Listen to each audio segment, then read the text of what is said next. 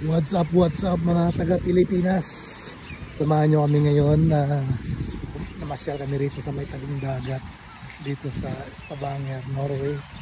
Ayan, kung saan ginanap dito yung Vikings 18th century daw. Itong tatlong espada na kung saan dito nila natalo yung mga kalaban. Ayan, panoorin natin. Ayan, ito yung dagat na kung saan dito naglaban-laban yung mga Vikings ng Norway, yung mga kanilang warrior. Ayan, ayan yung tatlong swords. Ayan. Hindi ko naman totally usually alam kung anong history, pero yung sabi-sabi lang yan. Tsaka sa mga pelikulang napapanood ko yung sa Vikings, parang ito nga yan naman, ito nga yan. Ayan na. Marami rito. Medyo malamig kasi ngayon eh.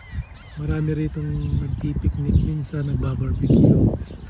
Ito may mga table rin dito. Ayan, daming ibon, no? Daming ibon na lumilipad. Ayan. Dito nagpapainit. Ay, ayun yung mag-ina ko. Ayan sila, ayan. Ayan na. Saan laki ng espada na yan, no?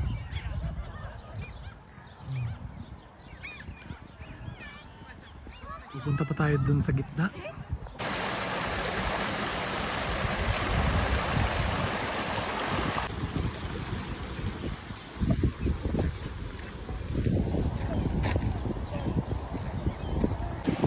Ang linis ng kanal. Linis ng ilog nila, oh. Hindi kang uminom ng tubig. Ang linaw ng tubig, tingnan nyo. Medyo may kalamigan pa kasi ngayon eh, kaya tamang ano muna, tamang lusong lang sa paa. Ayun na yung dalawa kong makulit na panganay tsaka yung bunso. Shine! Ayan na. Ayan na yung ate niya.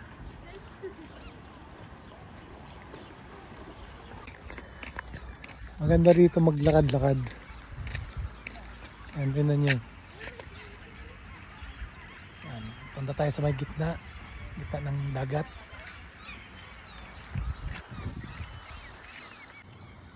Ayan, pwede kayo magbike dyan sa gilid. Ayan, kaganda ng mga bahay dun sa dulo.